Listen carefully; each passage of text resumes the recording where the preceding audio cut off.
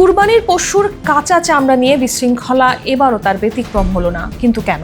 সরকার প্রতি বর্গফুট গরুর চামড়ার মূল্য নির্ধারণ করলেও মাঠ পর্যায়ে তা কার্যত ধূলিসাৎ। ব্যবসায়ীরা সেই দামের অনেক নিচে চামড়া কিনতে চাইছেন, আর তাতেই ক্ষোভে ফুঁসছেন সাধারণ বিক্রেতারা।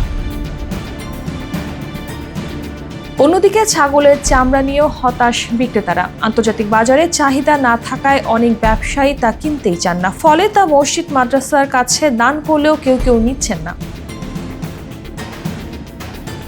চামড়া বাংলাদেশের রপ্তানি খাতের একটি গুরুত্বপূর্ণ উপাদান, কিন্তু বছর বছর এই বিশৃঙ্খলা বাজারকে ধ্বংসের পথে ঠেলে দিচ্ছে। বিক্রেতারা যখন ন্যায্য দাম পান না, তখন অনেকেই চামড়া ফেলে দেন রাস্তায়। এতে শহরের পরিবেশ দূষিত হয়, বাড়ে সাধারণ মানুষের ভোগান্তি। সময় মতো চামড়া সংগ্রহ বা পরিষ্কারের ব্যবস্থা না থাকায় সমস্যা আরও প্রকট হয়।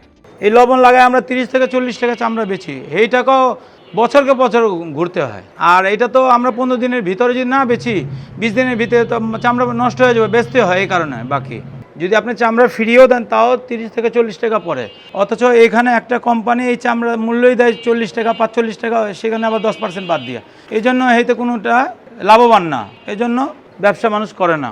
আগে তো সব দেশেই চামড়া এক্সপোর্ট হতো, এখন সব দেশে বন্ধ করে শুধু একমাত্র চায়না যায়।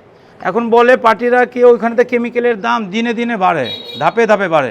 কেমিক্যালের দামের কারণে চামড়ার দামের কোনো মূল্য নেই। অথচ একটা জিনিস কিনতে জানো, সেটা অনেক দাম, যেটা 2000 টাকা দিয়ে কিনছেন ওটা এখন 4000 টাকা লাগবে। তো চামড়ার প্রযুক্তিই হয়, কিন্তু এটা তো কেমিক্যাল যেটা হয়, এটা সব বলে চায়না দেয়। চায়না দাম দিনে দিন কেমিক্যালের দাম বাড়তেই থাকে।